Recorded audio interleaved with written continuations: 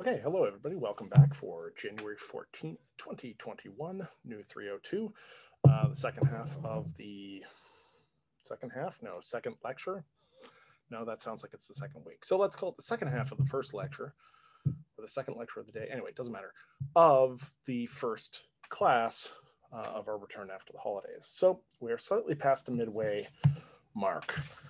And it is an important time of year to remember that as early as the sun goes down, the days are getting longer from here. So an important reminder for everybody, especially those of you who, like me, have a certain amount of seasonal affective disorder, should remind yourself. So we're going to talk about a variety of things. Now, one of those things that I had intended to lead with to some extent was giving some introduction to the Odyssey. And so I went to the library and I pulled down the appropriate copy of the Odyssey. And now I don't have the faintest idea where I've put it. The library ate it. And the problem with having once your library gets up to a certain size, it can be extremely difficult to pick out individual books. For many years, I have intended to create an indexing system. I even have software to do it, specialized library software, which in theory I can use to like scan the barcodes within the books and it will populate a list. And then in theory I can, set these individual cubes of books aside and then I'll know where stuff is. And I've never gotten around to doing that. So my library is not the most organized library in the world, to say the least.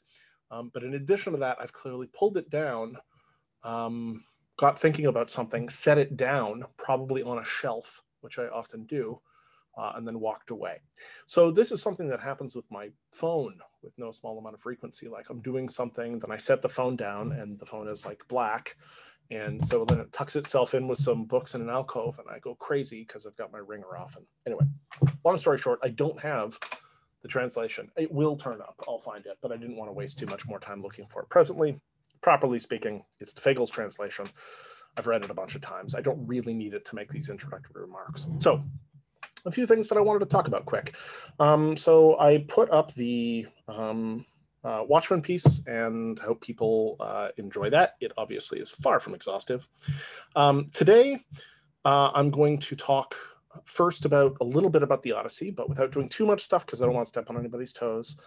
Then I'd like to actually discuss, I guess, a little bit of, everything that's been going on in the world. People have expressed, obviously, a great deal of stress. So I wanted to touch on that stuff briefly. And then last, I wanted to discuss the Black Books, which have sort of burst onto the scene. And so it's a fun time to be doing Jungian stuff on that account. Okay, so the Odyssey, first things first. The Odyssey is one of those texts that part of the kind of mythic and poetic substrate, right, of Western consciousness. So, I have made the claim many times in many places that, properly speaking, if you sort of don't at least take a stab at reading the classics, and if you don't sort of take a stab at the broad outlines of the Bible, it saddles you with not quite illiteracy, that's wrong, but it creates a pretty serious impediment to penetrating the deeper culture code of Western culture. Now, as time has gone on, it's interesting because things have sort of, transmogrified. You can often use a pop culture reference in place of a more classical or biblical reference. And the pop culture reference, of course, riffed on those references to begin with, but now it's a standalone point of contact for people. And so, you can use that point of contact instead and fire people up in that way. But often, of course, the pop culture adaptations of these more classic mythic tropes and themes tends to be a little skim milk, right? A little watered down. It tends to lack, a certain kind of resonance. And, obviously, we've spoken to some extent about those texts relative to sort of the filtering of the Bible and so on. But the Odyssey is one of those. The Odyssey as text, has had a 3,000-year history for a good reason, right? It was originally an oral text, and when it seems to have worked itself into sort of written form, it has formed, the imaginative substrate of generations on generations on generations, right? As it gradually spread through the world. It's a very powerful text. Now, like most epics, I mean, most cultures that maintain a strong written tradition have an epic or several epics of some kind. And obviously it's worth looking at those things generally, right? I often recommend people go and specifically seek out the epics in different cultures. Beowulf is a blast, or the Mahabharata, or, right? There's lots of them. And they're worth Romance of the Three Kingdoms, which is later, but like just an absolute blast. It's worth, digging in on those. But the Odyssey has a particular kind of place in this, of course, because it would have also been so familiar to the early people who were doing the work around Jungian theory. And so, Big Carl himself, but also lots of the early people in and around that have a specific kind of mythic relationship with it, right? It's been this powerful text. So it's been acknowledged for a long time within depth psych circles that the Odyssey can be profitably thought of as sort of a useful kind of roadmap of unconscious descent. Okay. Now, if you haven't read it, please read it. It's really, really good. And in a few weeks, I'm actually going to read a portion of it. So when we get to the chapter, okay, about the Cyclops Island, when we get to that bit with Polyphemus, I will read that chapter in lecture. I've done this for a number of years, and I used to do it with my students before. There are lots of bits and pieces that I could pick, but I like that bit because it's gruesome but also illustrative. It really gives you a sense, even in translation, of the power of the text. So I will actually read it. I encourage you, obviously, to read it. I encourage you to read the readings. And this one in particular, it's like you will only gain from having done so, and it really isn't that long. You'll also find it much easier to follow along with your peers' presentations. But I will probably, is that next week or 2 weeks? Anyway, I'll figure it out, but it's coming. So as a model of the descent of the unconscious, it's especially interesting. I mean, it has this quality of being sort of lost, right? The whole thing tends to revolve around islands, and islands are interesting. They stand in as an interesting kind of proxy for the various forces and domains and stuff within the unconscious, right? They're very segregated, right? You get an island, and then you just have open sea, open chaos, and often navigating between them is tricky. And, these various islands and situations that occur, involve various sort of divinely inflected or monstrous or sorceress or, right, otherwise sort of supernatural situations, while Odysseus is seeking to come home. Now, I don't want to, again, not trying to step on toes, so I'm not going to unpack the whole thing because there's a presentation today. But one thing that I will say about this, okay, that's important is, as with the other texts that we have run some degree of analysis upon, I encourage people when they're considering this to push on themselves to try a few different interpretive formulations as they're going through and trying to get some kind of grasp on it.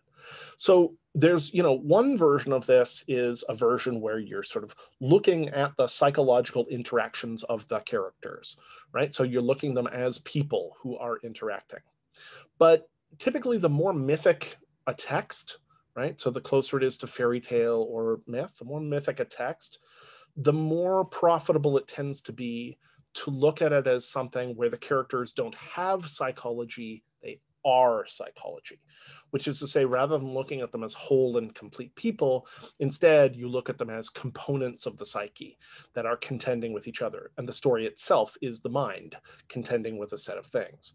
So, once you've hit that, right, even there's a variety of formulations you can try, right? You can look at a character and say, well, let's look at this. If this character is the ego, then what's this story?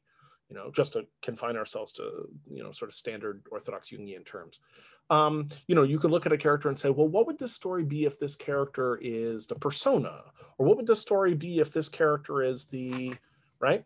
And anytime you take a fixed point, you are necessarily constellating the other characters in the story because of the relations that they have between them.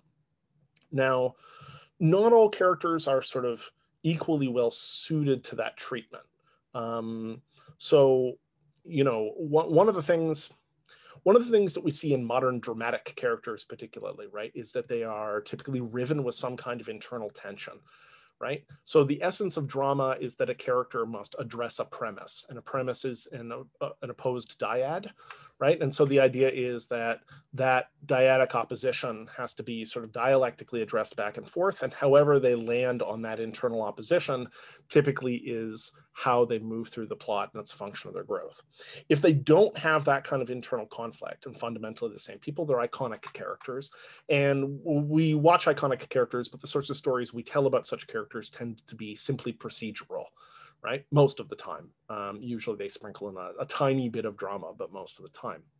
So, you know, that's an important factor when you're sort of looking at characters, which is like how, you know, flexible are they, right? In a certain sense, because that flexibility is conventionally associated, that flexibility and that ambivalence is traditionally associated with the ego, because, shocker, that's what it's like to be an ego, right?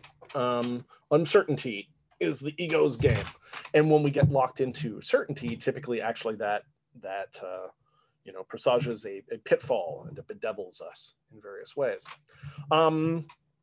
Right. Supernatural beings, on the other hand, are very often quite iconic, right? And it sort of makes no sense often to think of them as being highly ambivalent in one way or another, right? They are what they are and they do what they do. And it is the realm of humanity to be sort of pulled between different paths of moral development, different values, and so on and so forth. So the main thing that I will say is, you know, to create space. And I know that I'll have a bunch of space to talk on the third week of the Odyssey because I think we've got a presentation gap there. You know, the main thing that I'll say in this respect is just like, read it and shift your interpretation around. And we've all got ample indoor time. So here's a fun thing you can do. Read it to someone, right? Or read it with someone. Like, take time. Remember, this is originally an oral tradition. It's meant to be read aloud, right? Lots of things are, and we don't do that. Poetry, in my opinion, should be read aloud, right? It's not something that necessarily benefits the same way from silent reading. Read it aloud. It would have been a recitation, right? For hundreds and hundreds of years. It would have been a recitation, the kind of thing that was memorized by somebody out to thousands of lines and then, right, produced. So I encourage people to read it. And as you're doing so, you know, read a chunk, read it out loud. It's kind of fun. And then take time and reflect on this and see if you can shift your sort of pattern of interpretation and association around. You will find that some of those fit better than others, as per all the discussions we've had about analogical reasoning. You'll find that some of them fit better than others, and that's fine. But nevertheless, play around with it and destabilize it a bit. You know, people have mixed feelings about Margaret Atwood's Penelopead, which is sort of her sort of revision of the tale focusing on Penelope. You know, regardless of what you think about sort of the state of it as an artistic piece and its, you know, the thrust of its rhetoric, it's definitely the case that she's chosen to do a really interesting reorientation of protagonism there. So you don't necessarily have to rewrite the text to do that, but you can ask yourself, well, like, you know, what if Telemachus is the ego? What's this about? Right? What if I associate with Circe or something, right? So, yeah, so I would encourage you to look at it. The only other thing that I will say about it, so that I do not belabor this endlessly, is you'll note that on the very last day of this arc, we will be watching Oh Brother, Where Art Thou, which is a Coen Brothers film, beautiful film. It's beautiful and it's funny. And of course, like previous films, I will provide a link. And again, I strongly encourage people to watch it. It is a loose adaptation of the Odyssey, but also a brilliant and tremendously funny one. And what a soundtrack. They did terrific sound work on it. I saw it in theater twice, actually, when it came out. And the second time, I just closed my eyes for much of it and just listened to the sound. And I purchased the soundtrack twice, I think. It got stolen once, and I bought it again. in the pre-streaming era. Anyway, okay, so the Odyssey. And the Odyssey, one other thing. The Odyssey, I've chosen to put it now because we're in the depth of the year, right? This is the halfway point. So not obviously that, taking a full year course is a hero's journey. That's ridiculous. Maybe it's not ridiculous, but it doesn't necessarily present emotionally for most people in that way. And I should hope that you're not having, a terrible ordeal this time of year, although I do know people are under stress. But, we've spent half a year kind of doing a dive into this stuff, and you've had a break, and now we're at the dark time of year, and there's this uphill slope, and this is also the time of year when people begin to get a sense of like, oh god, like the whole second half of this school year and course, and right, there's a sense in which we're at the bottom, but there's also a sense in which you have all acquired a degree of skill. The Odyssey is not something I would launch right off the bat, because I think that you have to have a certain degree of familiarity with these techniques and ideas. And I must say, I know I'm behind on returning your marking, but from what I've been reading, I'm really impressed, actually, at people's grasp on this stuff and at the moves that they're making. So you have to have a certain amount of that before you come to this material, I think, and get something really fruitful out of it. That's why I like to start with more pop culture arc, and right, Marwen Call as an example is a more living example. But now it's good to like take this text in an examination, like let's really look at this. Let's really look at a plunge into the unconscious that has been hanging around in the collective narrative scape of humanity for a good long while for a reason. Okay, so that's my pitch for the Odyssey. Thing two, stuff's going on in the world. So I, for those who thought that the end of the calendar year was going to mark a radical relief and redemption of the year that preceded it, I'm sorry. I, in fact, even took some time to commemorate that and purchased a number of my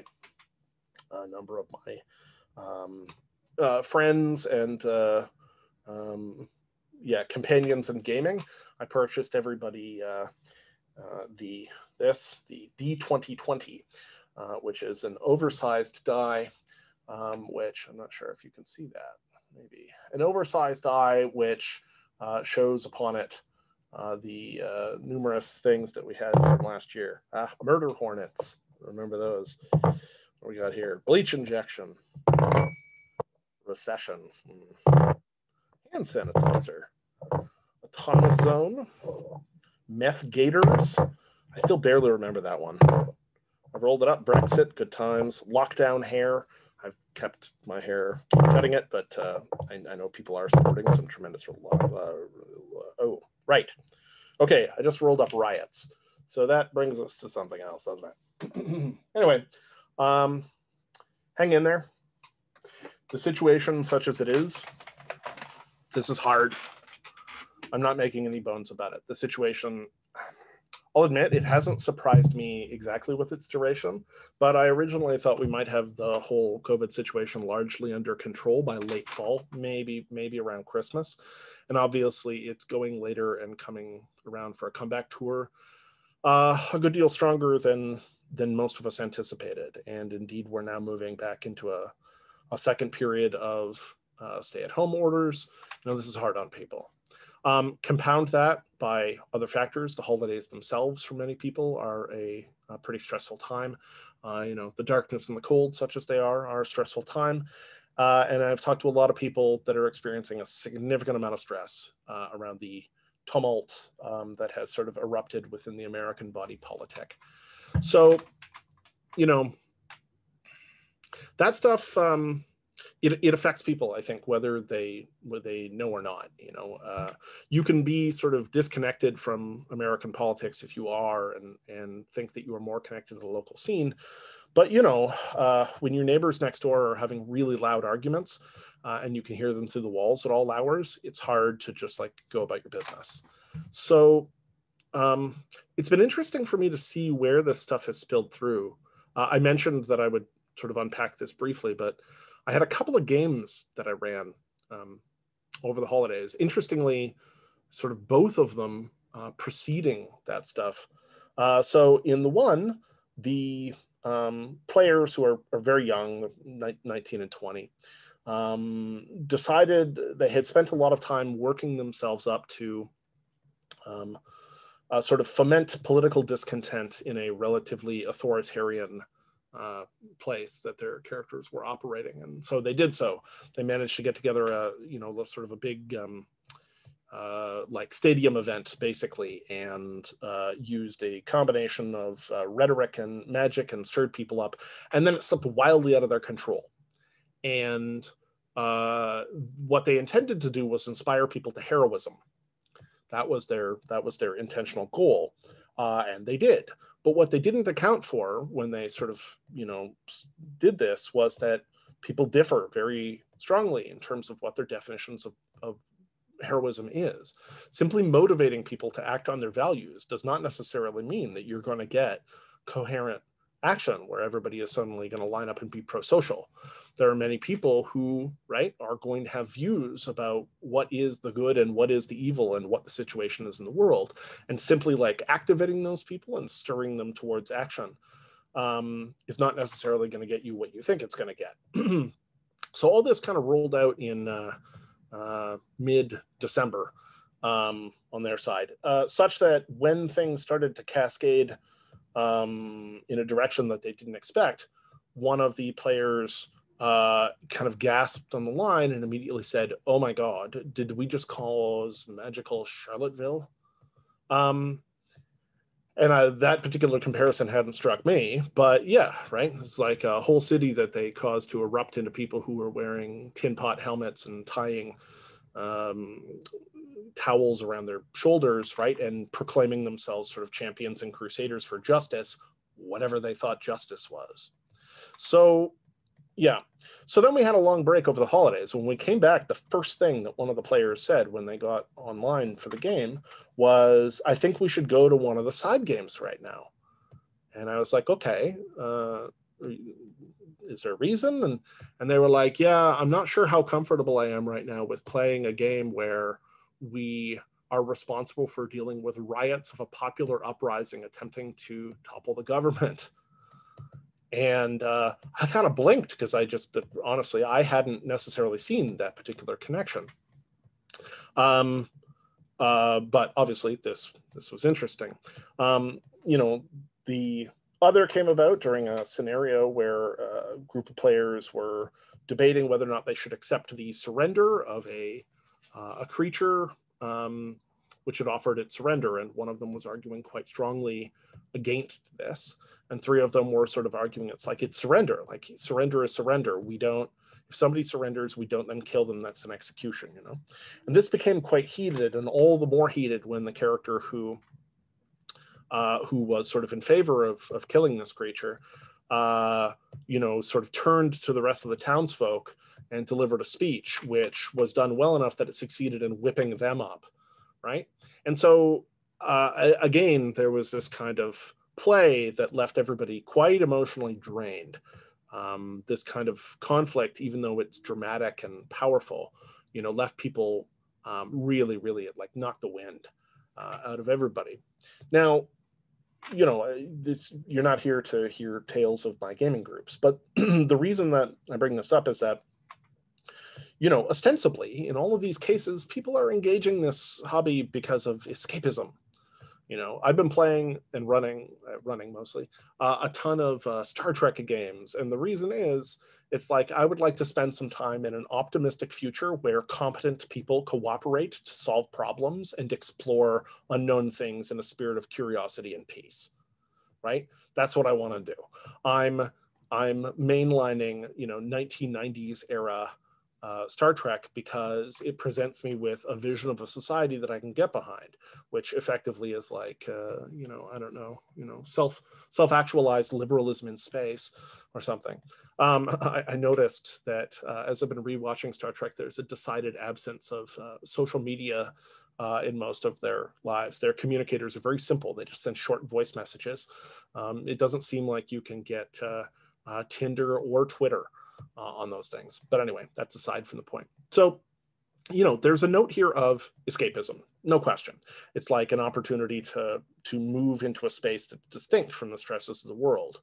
So it was noteworthy to me, obviously, then, that those themes seem to spontaneously boil up through the cracks, right?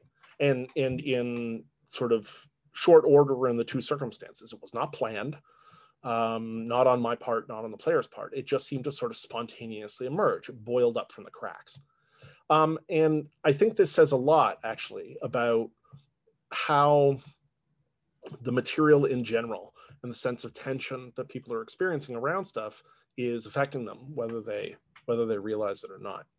So I simply wanted to note that because, you know, I have spoken with a number of people. People have reached out to me. And obviously I've spoken with clients and stuff. And, you know, there is a sense of stress, but also a distinct sense, frankly, of a certain kind of despair. I think lots of people had it penciled into their mind that it's like, all I have to do is get through to the end of this year and then we'll be okay. And of course, people, you know, said that, but then also were like, bah, ha, ha, but that's not really a thing. But I actually did kind of feel it. Like, oh my God, thank God this is over, right? It's hard for us not to think that way, even though obviously there is the calendar doesn't exist in the world, right? There's nothing about a change of date in that sense that has any special significance relative to the actual course of events, right? But we can't help but kind of connect with it that way. And I know it really knocked the stuffing out of people to have this sense of, I don't know, chaos, accelerating difficulty, and to frankly have such an open-ended stretch ahead of them. So I'm going to be touching on this stuff periodically. This isn't, and not just politics, I mean the stuff in general. Current events, you know, it's not a current events course, it's not a journalism course, it's not a poli-sci course, it's not a whatever, environmental science course, but obviously getting a sense of where archetypal forces collectively and individually are connecting through to people and how that is impacting the emotional sort of valence, right, of the moment and what it means. And if you thought last year had an emotional valence, right, I mean, and what was it? There was the sense of sort of the apocalyptic, and a particular kind of apocalypse, right? Not with a bang, but a whimper. Right? It was like an apocalypse of loneliness, an apocalypse of sort of boredom, and an apocalypse of sloth or something. Things have whipped themselves up into an early space here this year. And like, you know, events are happening fast, but also that's getting renewed. It's a set of psychic clamps that people weren't necessarily prepped for. So as we go, you know, I probably will do a certain amount of commentary. I kind of can't help myself. You know, I'm thinking about it anyway, and my clients are talking about it, and students are asking me about it, and everybody else is talking about it. My mom's talking about it, and I'm thinking about it, and I'm reading the news, and so on and so forth. But simultaneously, you know, I'm also necessarily processing this stuff in terms of, well, what does this mean archetypally? What does it mean in terms of those forces? What is it that people are connecting to? What is it that they're, right? So, okay, I'm not going to talk more about that. I just wanted to note that it's maybe something you want to consider, and something that I will probably bring up moving forward, right? Especially if something interesting happens, for instance. Right, okay, so that's that. Next. So, for a long time, we had the books of Jung, okay? And then in 2009, is that right? 2009, Sanu Shamdasani, a Jungian scholar who had been working together with the Jung family, convinced them to release the Red Book from the vault. And the Red Book was this like big, oversized, painted in kind of medieval style manuscript.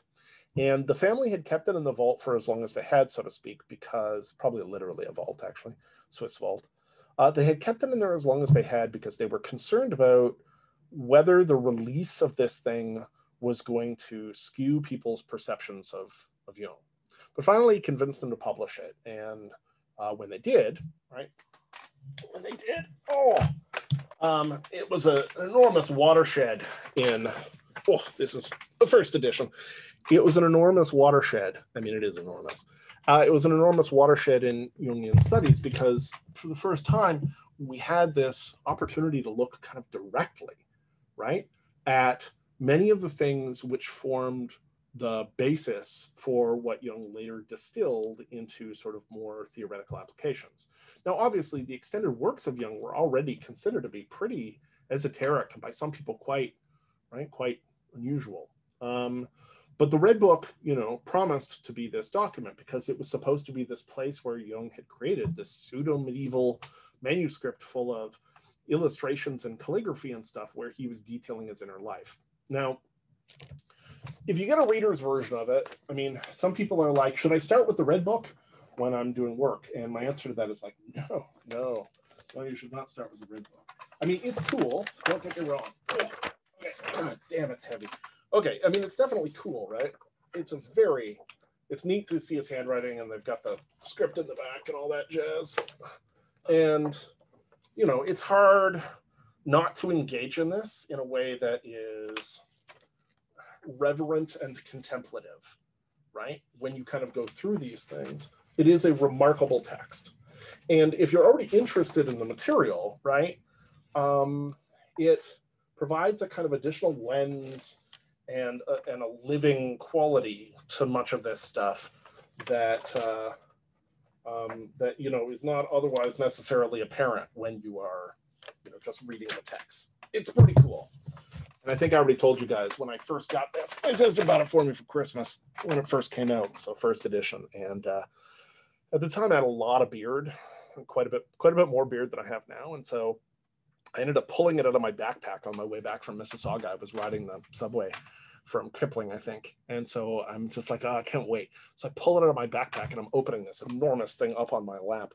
And at some point I glance up and I realize there are several people, staring at me. And I was like, oh, right, because I'm the subway wizard, I guess. Anyway, it's a trip. So I highly recommend, reading it if you already feel like you have a grasp on this material. It's not easily penetrable. And it's artistically beautiful, but there is a book called The Art of C.G. Jung, which you can get, which reproduces most of those panels in quite high fidelity anyway. If it's the art you're interested in, you can scope it there. If you're interested in reading the book, you can get a reader's version. It's something of a note of Jungian vanity to get the kind of full text like this, but I'm a bibliophile and a sucker. So that's a Red Book, right? However, as I said, they recently released the Black Books. This is very exciting. It was kind of a splash. I knew a couple of months ago, I think, this was happening, and if either I hadn't heard or I had forgotten or something that this was occurring. So they were released, and I promptly dropped them onto my Christmas list. I didn't get them for Christmas, and so the second I got, I got through Christmas, such as it was, I immediately ordered them as a justifiable professional expense, like having a Rorschach mask. So I figured I would show you guys just kind of an initial thing. It's too bad, of course, if we were in classroom, I would bring it in, I'd let people handle it, and so it goes. But hopefully they'll release a reader's version. They have not done so. But in the meantime, it's pretty cool. So I figured I'd show you just a few things, and then there's a passage I wanted to read you, because as I was flipping through it, I stumbled across this passage, and I thought it was very interesting. Now, what are the Black Books? The Black Books are, the Red Book, to a great extent, is a condensation. The Black Books are where the actual nitty-gritty is happening. It's like a series of black notebooks that he's writing in when he's going through this period of confrontation with the unconscious, and when he's subsequently doing the parts work and image work stuff, right? Active imagination work that he's doing that eventually ends up being the ground of sort of all the rest of the work that he does from there. This is the actual kind of original work, like when you're doing a math test and they're like, show your work, right? You can't just write the answer down. You have to, demonstrate a bunch of things that you did to get there, even if indeed it's a sort of stumbling process. That's what this is. And so it's in his handwriting, and then of course it's, it's transcribed to text, but it's fascinatingly raw in a way, mythically charged, but fascinatingly raw. So, okay, so here, oh my God. Okay, here it is. As you can see, it's no small thing. I mean, this is definitely the kind of thing you could knock a burglar out with. And it comes in 7 volumes, right? You can see there's this larger 7th volume in these 6 volumes. It's very nice production values all around. I'm a sucker for this kind of stuff. These box sets kill me. Okay, but the bit I want to read you is in volume 4 specifically. And I'll give you a flip through on volume 4 here. You can kind of take a look. And, okay, you can kind of take a look. And you can see what the format is. So I'll be interested to see what the general reaction is. I have talked to a couple of other analysts about it. And both of them have been like, I'll wait to get your take and then see if I'm getting it, or, you know, so little time, so much to do. And I totally agree with that. I'm finding myself quite swamped, but I can't resist. So I'll be interested to see what the reception is in the general community. So as you can see, right, it's a black book, nice production values, as I mentioned. They've reproduced everything, including these, like, you know, like handwritten, I think penciled notes. So he's indicating this is the 6th book in the copy. I thought that was a nice little touch. This goes from, oh, will you look at that? Huh. Well, there we are. It goes from the 14th of January, 1914. I didn't expect that. That's neat. So that's today. Okay, cool. I don't know if that qualifies as a synchronicity technically, but there we are. So this is book 4. And as you can see, it basically is reproducing directly his handwriting, which I add is not in English. So I can barely read his handwriting, much less read outside of English. But you can see, I mean, it's page after pages of his notebooks, right? His handwritten notebooks. And then if you look along the thing, you can see there is like the high definition photo reproduction, and then you get the transcription, and often, depending on the book, the art, right? So it's him kind of going through stuff. So there's a bit I wanted to read you. There we go. Book 4, January 14th through March 9th, 1914. But the bit that I actually want to read you is a little further in, and as I was pawing through them, I stumbled across this particular conversation that he is having with himself, right? I mean, it's a dialogue that he's having with himself. Yeah, here it is. I'll pick it up from here. So I'm just going to read this to you, and yeah, perhaps we can discuss it as we go forward. There's a lot of like footnote and notation on this. So in the actual copy, it's pretty strongly notated. So his references and stuff point the way to other things within Jung's work, but other texts in general, you know, and so on and so forth. So it's quite richly annotated in that sense. But I'm just going to read it for you straight. And I want you to bear in mind that, again, this is practice. This is him engaging in dialectic practice on the page in an automatic writing / active imagination kind of fashion, right? In which he is intending to converse with the parts of his mind, a part of his mind that is not his ego. Okay, so 27:1:14. I have to crawl together out of many corners in which I lost myself. I return to the black serpent rod. It seems a solid and a mighty piece of death. Bearing in mind, a lot of this is, of course, transcriptions of his active imagination, right? It's not happening literally in real time on the page. He's transcribing it. So, sorry, I'll stop interrupting. Right, I return to the black serpent rod. It seems like a solid and mighty piece of death. But death appears like a power belonging to me. This thought derives probably from the other side. How could I have dreamt anything like that? Or do I err? Yeah, it'll have dreams in it too. Or do I err? I am not supposed to ask, but to describe what the depths tell me. Words from the depths, it repeats in me. Words from life, from the innermost and darkest life, says another voice. Vanity and seduction blended deceivingly, because power shimmers in many beguiling and seducing colors. Power likes to subjugate external things, to rope in humans, to accumulate wealth, to commit acts of violence. Power wants to free itself from service, submission, and obedience, wants to harvest where it did not sow, to win where there is nothing to lose. Power wants to satisfy all childish desires. What is it your power wants? Your power wants life. Is it the power over life? You will see. Question mark?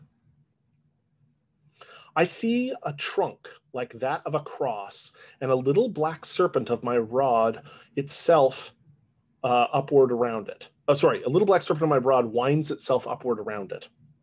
I see the crucified hanging on the wood. The serpent creeps into the wounds in his side and emerges again from the mouth of the dead. It had become white. It wound itself around the stiff head of the dead. It lay upon his brow. A light gleamed above his head. The sun rose, shining in the east. Do you understand? I understand. It is the miracle of regeneration, the sinking into death, and the overcoming of death. But what does this image aim at? Does it speak of immortality? Do not rush and be so disturbingly pert. You can't force anything. Why do you speak of immortality? What do you know of it? There are other things that you grasp more easily, but you are curious. It is true what you say, my soul. I am covetous. Hold yourself back and be patient. I abide and admit my complete ignorance and emptiness to you. Let it rain, let the wind blow, let the waters flow and the fire burn. Let each thing have its development.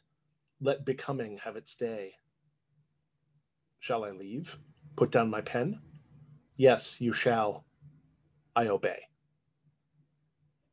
Let me stand before you one more time. Let me kneel down and reach up my hands, begging in order to solve this unbearable tension, this unconscious inability. What do I exclude? Do I not want to hear it? Can't I grasp it? What is the power of the rod? And the rod, what is its meaning? A bed of tulips, a small garden, a little cottage. 2 elderly people live there, Philemon and Baucis. Philemon is an old magician who has not yet managed to banish old age, but who lives it with dignity, and his wife can only do the same. Their interests have become narrow, even childish. They water their bed of tulips and tell each other about the flowers that have newly appeared, and their days fade into a pale, wavering chiaroscuro, lit up by the past, barely frightened of the darkness of what is to come. Why is Philemon a magician? Does he conjure up immortality for himself, a life beyond? He was probably only a magician by profession, and he now appears to be a pensioned magician who has retired from service. His desirousness and creative drive have expired, and he now enjoys his well-earned rest out of sheer incapacity, like every other old man who can do nothing else than plant tulips and water his little garden. Otium cum dignitate, Latin, tranquility with worthy standing. The magical rod lies in a cupboard, together with the 6th and 7th books of Moses and the wisdom of Hermes Trismegistus. Philemon has become old and somewhat feeble-minded.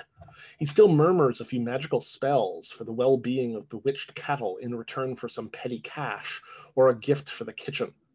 But it is uncertain if these spells are still correct and whether he understands their meaning. It is also clear that it hardly matters what he murmurs, as the cattle might also get well on their own. There goes old Philemon in the garden, bent with a watering can in his shaking hand. Baucis stands at the kitchen window and looks at him calmly and impassively. She has already seen this image 1,000 times, somewhat more infirm every time, feebler, seeing it a little less well every time since her eyesight gradually has become weaker. I stand at the garden gate. They have not noticed the stranger. Here everything is small and narrow, an antechamber of the cemetery. Philemon, old magician, how are you? I call out to him. He does not hear me because he is stone deaf. I follow him and take his arm. He turns and greets me awkwardly and trembling. He has a white beard and thin white hair and a wrinkled face, and there appears to be something about this face. His eyes are gray and old, and something in them is strange. One would like to say, alive. I am well, stranger, he says, but what are you doing here? People tell me that you understand the black art. I am interested in that. Will you tell me about it? What would I tell you about? There is nothing to tell. Don't be ill-natured, old man. I want to learn. But you certainly are more learned than I. What could I teach you?